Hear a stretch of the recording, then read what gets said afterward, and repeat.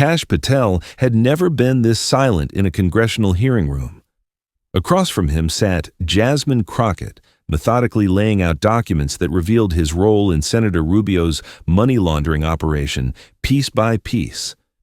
As each financial transfer, each backdated memo, each encrypted communication came to light, all Patel could do was sink deeper into a silence that spoke louder than any denial he could have offered. It had started 3 weeks earlier with an overheard conversation that made Jasmine Crockett's blood boil. She had been walking past a Capitol Hill coffee shop when she heard a voice she didn't recognize, making a comment that stopped her in her tracks. "That Patel guy thinks he's some kind of patriot, but he's just another foreign influence trying to undermine real Americans. Someone should tell him to go back where he came from." The words hit Jasmine like a physical blow. She had heard similar comments directed at herself throughout her career, but hearing them aimed at Kash Patel, a man she had disagreed with politically but had never questioned his commitment to the country, sparked something deeper than anger. It sparked curiosity. She turned to see who had made the comment and caught sight of a well-dressed man in an expensive suit talking to someone she recognized as Calvin Marin, a lobbyist who specialized in defense contracting. The well-dressed man was gesturing animatedly, his voice carrying the kind of entitled arrogance that Jasmine had learned to associate with people who believed their wealth insulated them from consequences. "Patel's been asking too many questions about our procurement processes," the man continued. "We need him focused on other things, preferably defending himself instead of investigating us. A few strategic media placements about his foreign connections should do the trick." Calvin nodded knowingly. "I'll make some calls. We have journalists who understand the importance of directing public attention where it needs to go. By next week, Patel will be too busy defending his patriotism to worry about our business arrangements." Jasmine felt a chill run down her spine. This wasn't random racism. This was a calculated strategy to neutralize someone who posed a threat to their operations. But what operations? And why did they need Patel distracted? Why would someone be targeting Patel with such vicious, racially charged attacks? In her experience, that level of personal animosity usually meant someone was trying to deflect attention from something else. Someone was working very hard to make Kash Patel look like the enemy, and Jasmine wanted to know why. Back in her office, Jasmine pulled up everything she could find about recent attacks on Patel in the media and on social media. The pattern was immediately obvious: coordinated talking points, simultaneous posting times, and remarkably similar language across multiple platforms.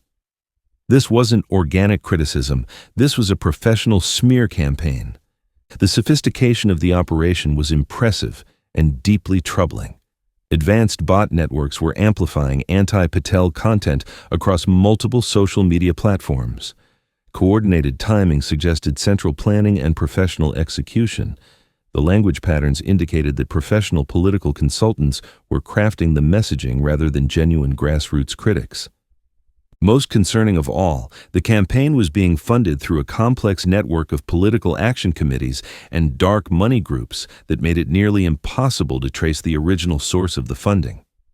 Whoever was behind this operation had significant financial resources and sophisticated knowledge of how to manipulate public opinion while maintaining plausible deniability. "Vaughn," she called to her aide, a former military intelligence analyst whose attention to detail had proven invaluable in previous investigations. "I need you to run a background check on who's been funding the recent media blitz against Kash Patel. Something about this doesn't feel right." Vaughn looked up from his computer, intrigued. "You think someone's trying to discredit him to cover something else?" "That's exactly what I think. When someone works this hard to make you look dirty, it usually means they're trying to hide how dirty they are themselves." Vaughn began pulling campaign finance reports and cross-referencing them with media monitoring data. The digital forensics revealed a disturbing pattern. The same financial networks that were funding anti-Patel propaganda were also connected to several major defense contractors with pending contract renewals. "Boss, you need to see this," Vaughn said, pulling up a complex flowchart on his computer. The money funding these attacks is coming from the same sources that have been lobbying for relaxed oversight on defense procurement. They're not just trying to discredit Patel, they're trying to eliminate the one person who's been pushing for more transparency in their industry. The investigation started with media monitoring reports and campaign finance filings. Within days, Vaughn had identified a pattern of payments from various political action committees to media consultants, all coinciding with the uptick in anti-Patel content. The money trail led to a network of shell companies and eventually to a name that made Jasmine sit up straight: Sovereign West Dynamics. Sovereign West Dynamics was supposed to be a defense contractor specializing in adaptive drone interface software. On paper, it looked legitimate: corporate headquarters in Delaware, a professional website, and several major government contracts worth millions of dollars. But when Vaughn dug deeper, the facade began to crumble. The company's listed address was a UPS store mailbox. Its phone number went to an answering service that had no knowledge of the company's actual operations. Most damning of all, public records showed that Sovereign West had been awarded $14.6 million in federal defense contracts without any competitive bidding process, a clear violation of federal procurement regulations. "This isn't just fraud," Vaughn told Jasmine as they reviewed the documents late one evening. "This is systematic theft of taxpayer money with potential national security implications. If they're claiming to provide defense software but don't actually exist as a functioning company, what exactly are they delivering to the Pentagon?" Jasmine studied the contract documents more closely. The approvals had been fast-tracked through something called Subcommittee 9B, which she had never heard of. More concerning still, the authorization signatures belonged to Senator Marco Rubio, who had somehow managed to approve millions in spending without any apparent oversight or documentation of the decision-making process. Following the money proved to be even more revealing than Jasmine had anticipated. Sovereign West's banking records, obtained through a carefully worded Freedom of Information Act request, showed a complex web of financial transfers that made little sense for a legitimate business operation. Money flowed from the Treasury Department to Sovereign West's primary account, but instead of staying there to fund operations, it was immediately transferred to a series of shell companies: Delaware Holdings, LLC, Atlantic Procurement Services, and finally to an entity called M. Rubio Family Holdings. The pattern repeated 5 times over 6 months, with each transfer becoming more sophisticated in its routing to avoid detection. But what caught Jasmine's attention wasn't just the obvious corruption. It was a name that appeared on several of the transfer authorizations: Kash Patel. His signature appeared on documents approving the reclassification of defense contracts that allowed them to bypass normal oversight procedures. Without those reclassifications, the Sovereign West contracts would never have been approved.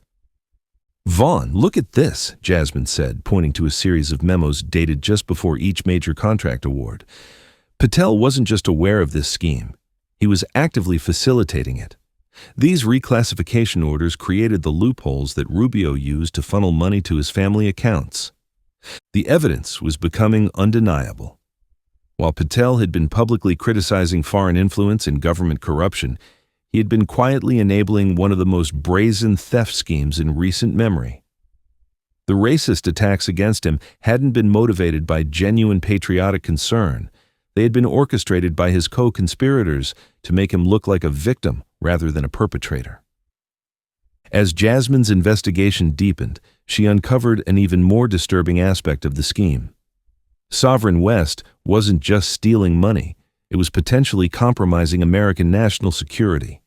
The adaptive drone interface software that the company claimed to be developing was supposed to be integrated into critical defense systems, giving it access to classified military communications and operational data. Technical analysis of the software that had actually been delivered revealed embedded code that appeared designed to create backdoors for foreign surveillance. Rather than protecting American interests, the contracts that Patel had helped approve were potentially giving hostile foreign governments access to some of the country's most sensitive military information. The cybersecurity analysis that Vaughn had commissioned revealed the true scope of the technological betrayal. The malicious code wasn't just collecting data. It was designed to remain dormant until activated by specific triggers that could only come from foreign intelligence services. Once activated, the code could potentially take control of military communication systems, redirect drone operations, or even access nuclear command and control networks. This isn't just corruption, Jasmine realized as she studied the code analysis. This is espionage. They've been using Patel's signature authority to embed foreign surveillance capabilities into our defense networks. Every drone, every communication system, every piece of military hardware that uses this software is potentially compromised.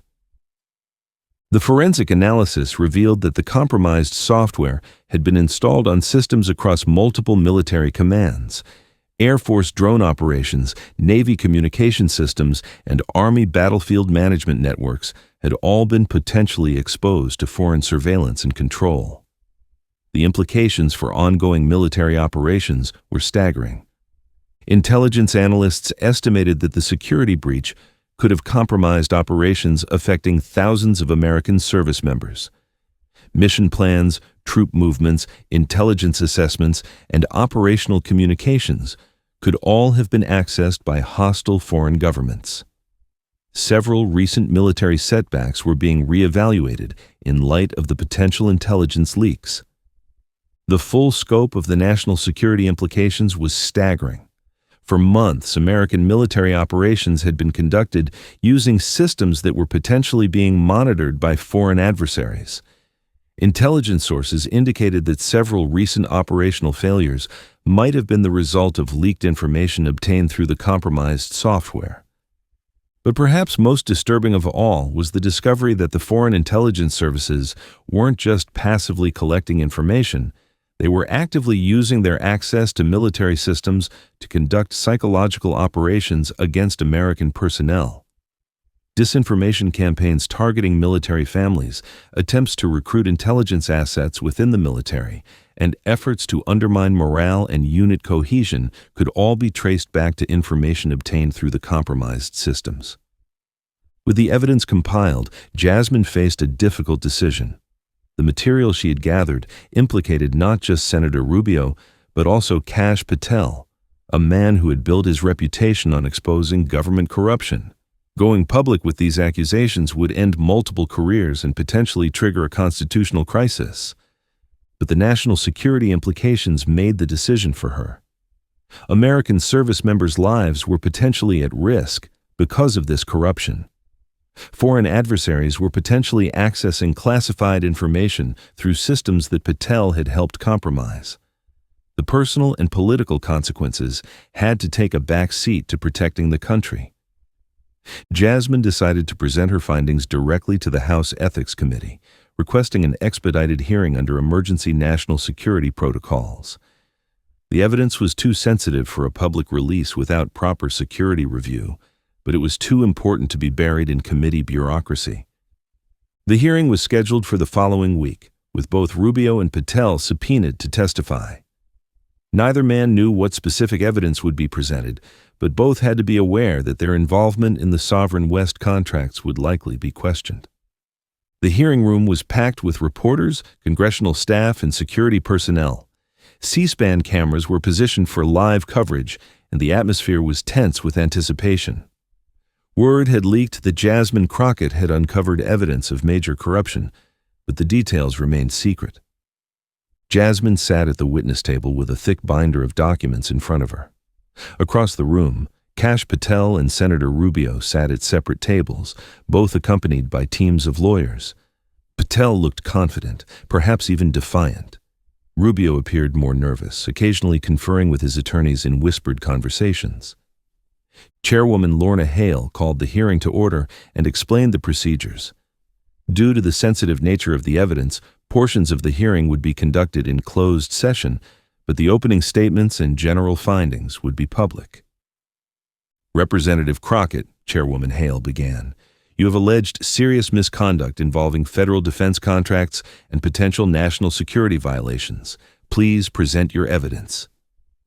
Jasmine opened her binder and looked directly at Kash Patel.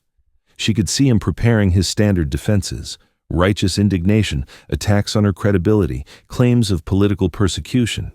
None of that would help him now. Thank you, Chairwoman Hale.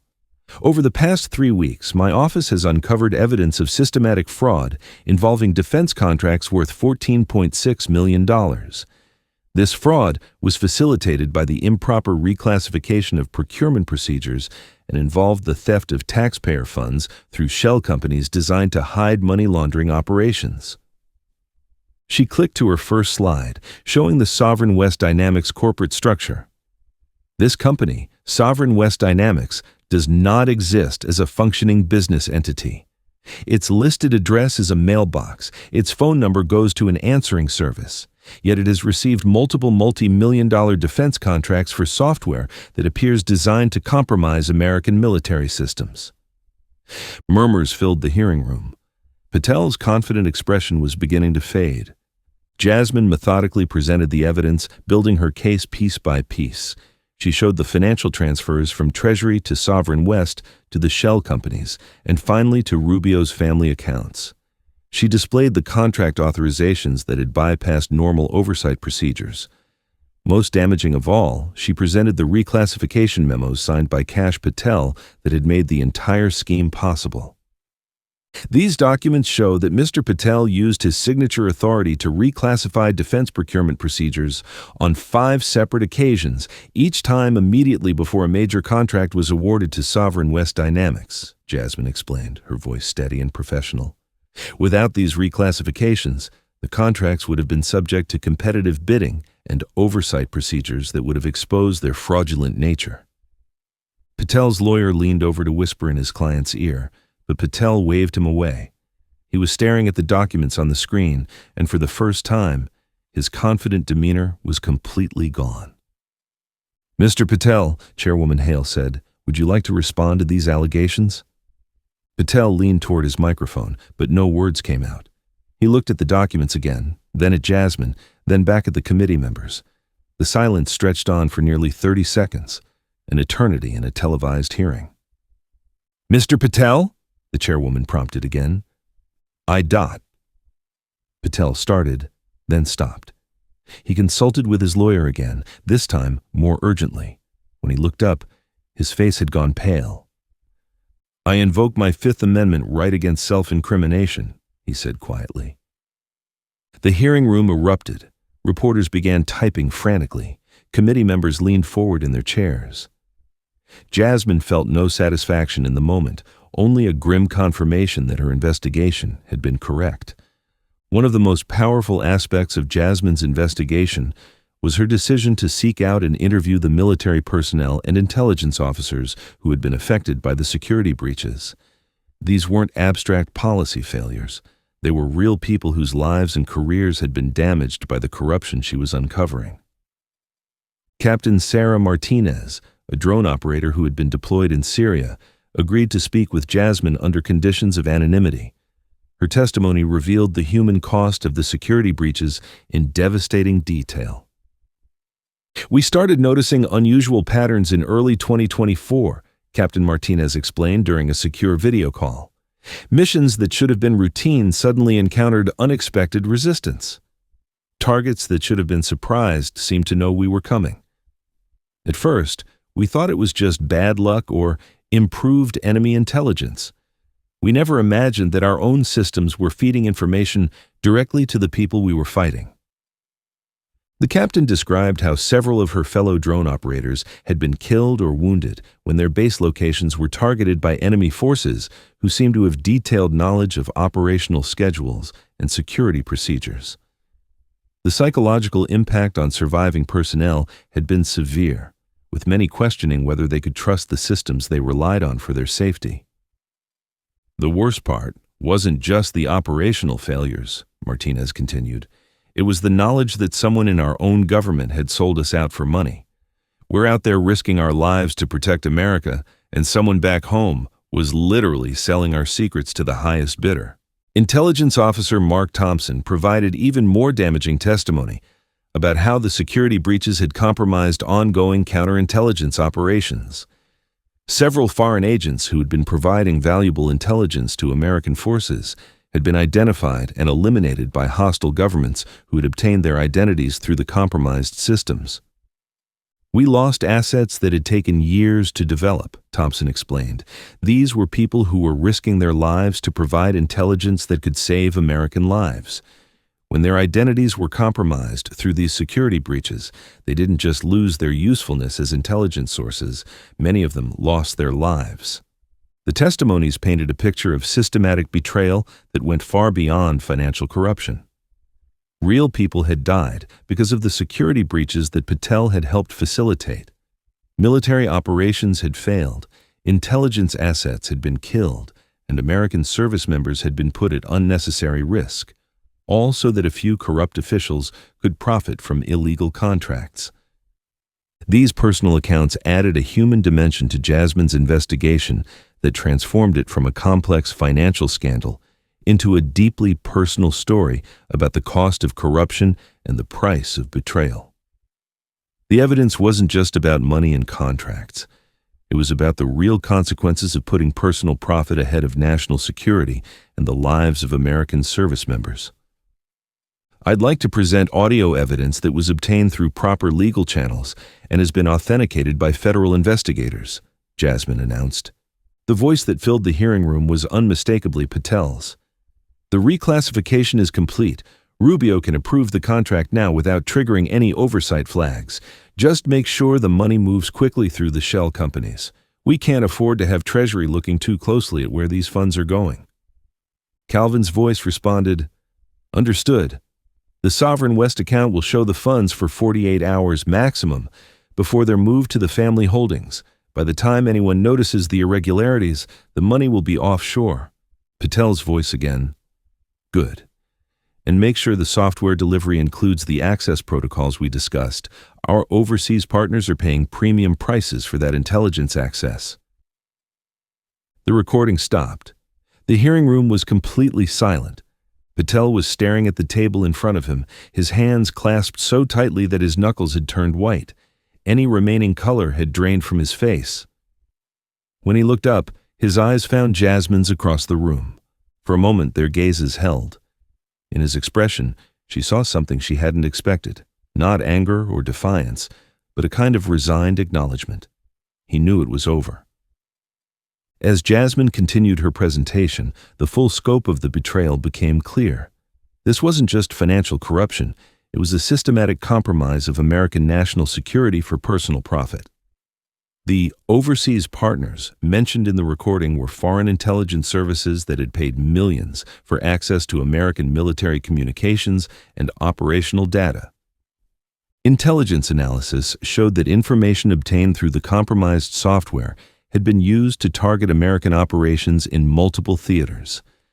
Several failed missions and casualties could be directly traced to intelligence leaks that had originated from the backdoors built into the Sovereign West systems. "Mr. Patel and Senator Rubio didn't just steal taxpayer money," Jasmine explained to the stunned committee. "They sold access to American military secrets to foreign adversaries.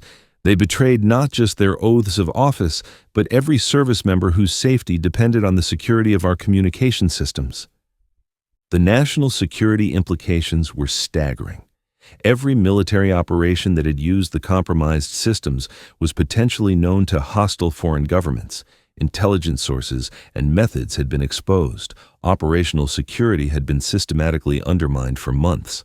Senator Rubio had been growing increasingly agitated throughout Jasmine's presentation. When she displayed bank records showing millions of dollars flowing into his family accounts, he finally cracked. "This is a complete fabrication," he shouted, jumping to his feet. "This woman is conducting a political witch hunt designed to destroy anyone who disagrees with her radical agenda." Chairwoman Hale gavelled for order, but Rubio continued his outburst. "I have served this country faithfully for decades. I will not sit here and be accused of treason by someone who probably couldn't find half these countries on a map." The racist undertones of his comment were immediately obvious to everyone in the room. Jasmine remained calm, but several committee members looked visibly uncomfortable with Rubio's language. "Senator Rubio," Jasmine said quietly, "your bank records speak for themselves. Would you like to explain how $7.3 million in unexplained deposits appeared in your family accounts during the same period that you were approving these contracts? Rubio's lawyer grabbed his arm and whispered urgently in his ear. Rubio shook him off and pointed at Jasmine. You have no right to investigate my personal finances. This is America, not some police state where congressional representatives can spy on senators. I have every right to investigate when your personal finances include money stolen from the American taxpayer, Jasmine replied calmly, and when that theft is connected to the compromise of American national security. Rubio's face had turned red with rage. He looked around the hearing room as if seeking support, but found only stony silence from his colleagues and intense scrutiny from the cameras. I invoke my Fifth Amendment rights, he said finally, slumping back into his chair. What many people didn't realize was that Jasmine's investigation had been supported by a network of federal employees who had been observing suspicious activities for months but had been afraid to come forward. Her public commitment to following the evidence wherever it led had given these potential whistleblowers the confidence to share what they had witnessed. Dr. Emily Chen, a cybersecurity specialist at the Department of Defense, had been the first to contact Jasmine's office. Dr. Chen had identified the malicious code in the Sovereign West software months earlier, but had been told by her supervisors to focus on other priorities and not to pursue the security vulnerabilities she had discovered. I knew something was wrong when I was ordered to stop investigating obvious security flaws, Dr. Chen explained during a confidential briefing with Jasmine's staff. The code was clearly designed to create backdoors for external access, but when I tried to report it through official channels, I was told that the software had been approved at the highest levels and that questioning it could damage my career. Financial analyst Robert Valdez from the Treasury Department had also reached out to Jasmine after seeing news coverage of her investigation. Valdez had been tracking unusual patterns in defense contract payments for over a year, but had been unable to get anyone in leadership to take his concerns seriously. The money flows were obviously suspicious, Valdez explained. Payments were being processed through channels that bypassed normal oversight procedures, and the timing always coincided with specific political events. But when I tried to flag these irregularities, I was told that they had been pre-approved by congressional leadership and that further investigation was unnecessary. These whistleblowers provided crucial technical expertise that helped Jasmine understand the full scope of the conspiracy. Their insider knowledge of government procedures and security protocols allowed her to ask the right questions and understand the significance of the evidence she was uncovering. Most importantly, their willingness to come forward demonstrated that there were still honest federal employees who were committed to protecting the country even when it meant risking their careers. Their courage in the face of institutional pressure had been essential to exposing the corruption network. The network had been operating for years, with Patel's signature authority being used to create loopholes in oversight procedures that allowed massive contracts to be awarded without competitive bidding. Rubio and other congressional allies had approved the contracts and received kickbacks through their family financial holdings. Foreign intelligence services had paid premium prices for access to the military systems that the fraudulent contractors were tasked with developing. This isn't an isolated incident, Jasmine explained to the committee. We've identified at least 12 other shell companies that have received similar contracts through the same process. The total amount of taxpayer money that has been stolen through this scheme exceeds $200 million. The national security implications are incalculable. Financial analysis showed that the stolen money had been used to fund additional influence operations designed to compromise other government officials. Campaign contributions, speaking fees, and consulting contracts had been used to build a network of corruption that extended far beyond the original conspirators. Most troubling of all, the investigation had revealed that the network was still active. Even as Patel and Rubio sat in the hearing room, new contracts were being processed through the same fraudulent procedures. Additional military systems were being compromised. More American secrets were being sold to foreign adversaries. Intelligence briefings that followed Jasmine's public testimony revealed the international scope of the conspiracy.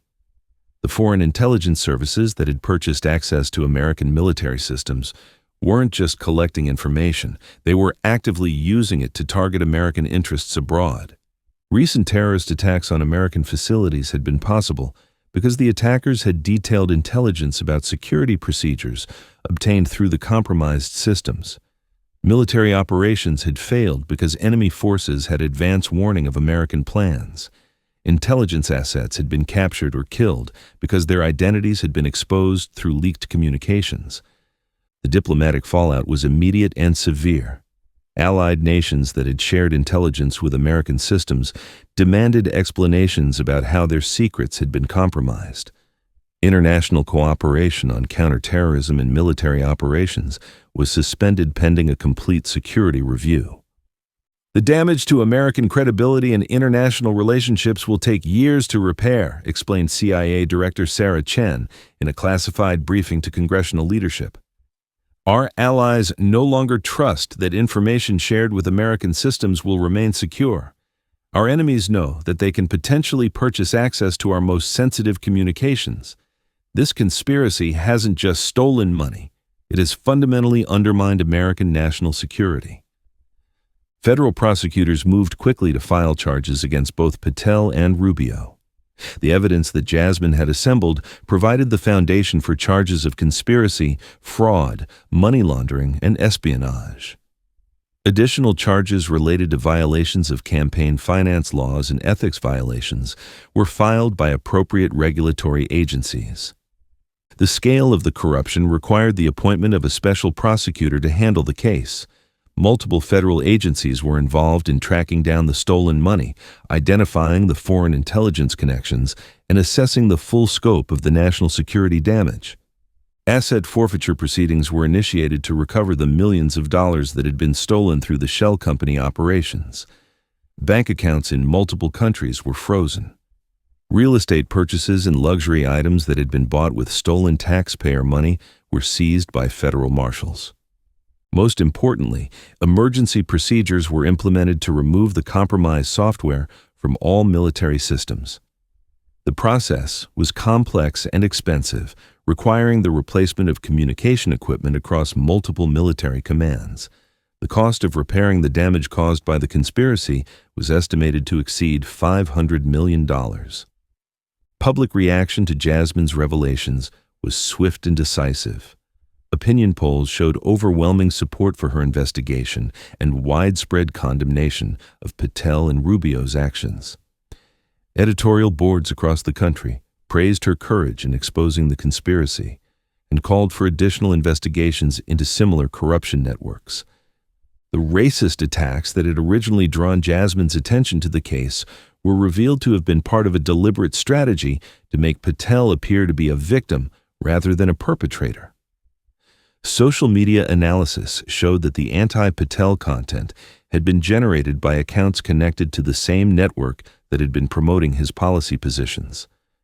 The goal had been to create sympathy for Patel while deflecting attention from his role in the corruption scheme. Conservative media figures who had defended Patel were forced to reckon with the evidence of his betrayal. Several prominent commentators issued public apologies for their support and called for accountability for all involved in the conspiracy. Representative Crockett has performed an invaluable service to the country, wrote conservative columnist Jennifer Walsh.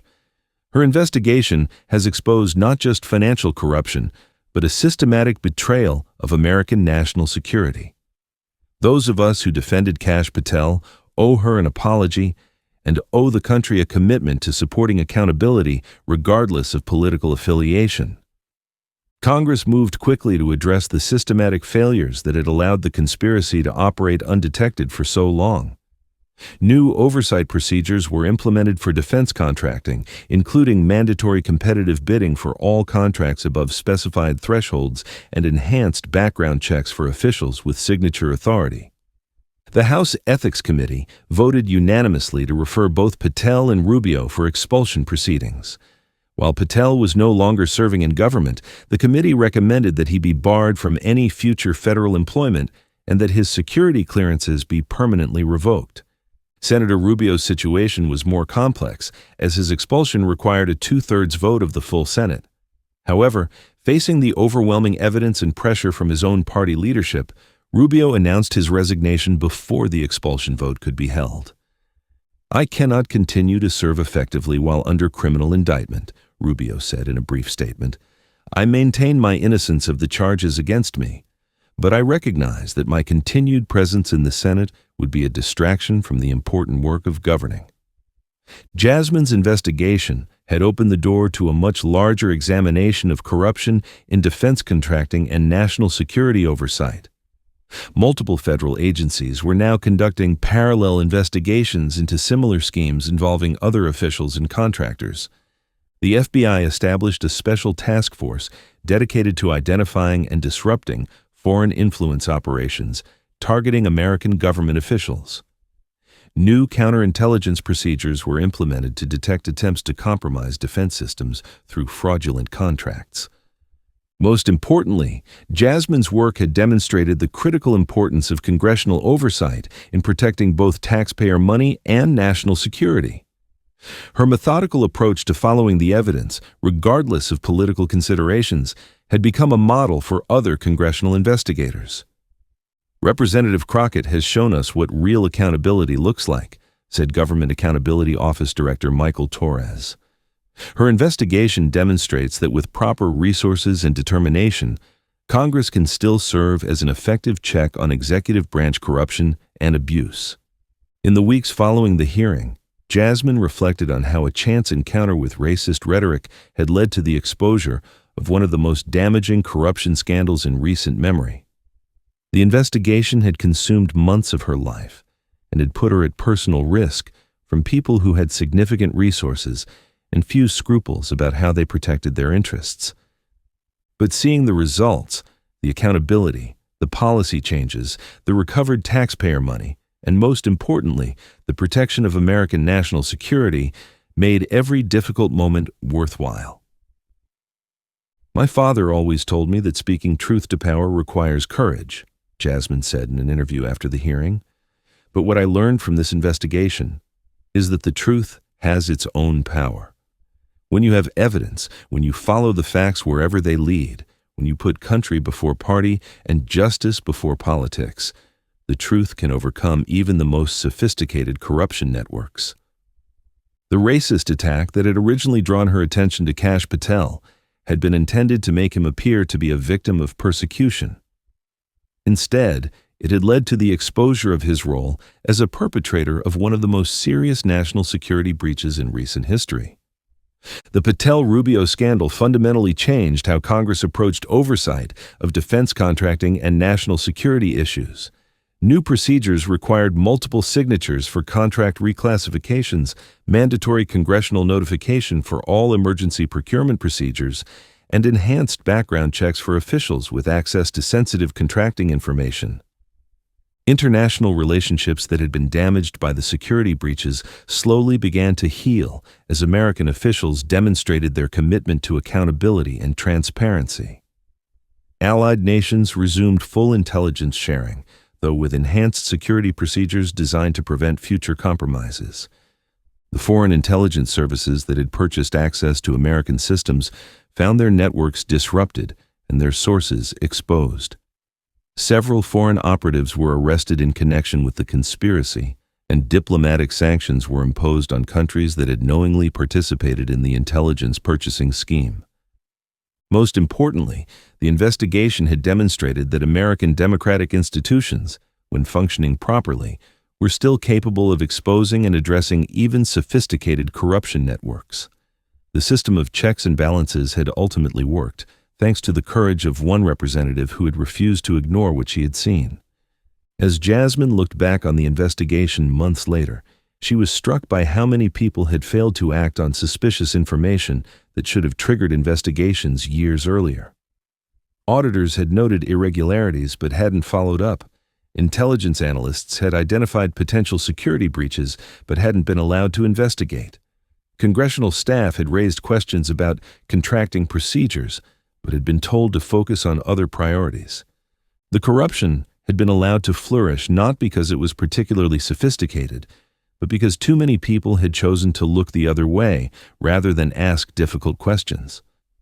The system had failed not because of its structure, but because of the people within it who had prioritized political considerations over their professional responsibilities.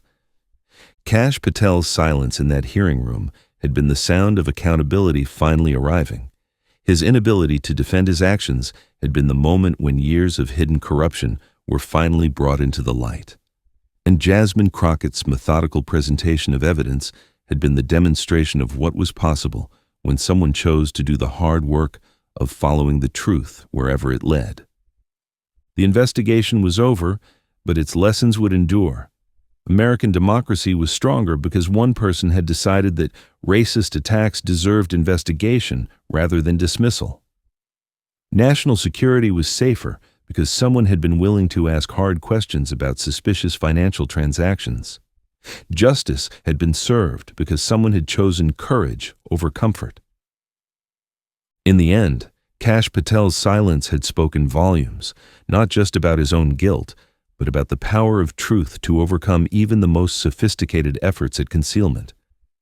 Jasmine Crockett had proven that in America, no one is too powerful to be held accountable when the evidence is clear and someone is brave enough to present it. 6 months after the hearing, Jasmine received an unexpected visitor in her Capitol Hill office. A young woman named Maria Rodriguez, fresh out of law school, had driven all the way from Houston to meet the representative who had inspired her to pursue a career in government accountability. "Representative Crockett, you probably don't remember, but my brother was one of the soldiers whose mission was compromised because of the security breach you exposed," Maria said, her voice filled with emotion. "He didn't make it home, but knowing that you held the people responsible accountable, it means everything to our family." Jasmine felt the weight of that responsibility, but also the hope it represented. Maria had decided to specialize in cybersecurity law, determined to ensure that future betrayals like the one that had cost her brother his life would be detected and stopped before they could cause such devastating harm. "The system failed your brother," Jasmine replied quietly. "But people like you are going to make sure it never fails that way again. That's how we honor the people we've lost, by making sure their sacrifice leads to real change." As Maria left her office, Jasmine reflected on how one overheard racist comment had led to systemic reforms that would protect countless future service members. Sometimes justice comes not from punishment alone, but from the determination of the next generation to do better.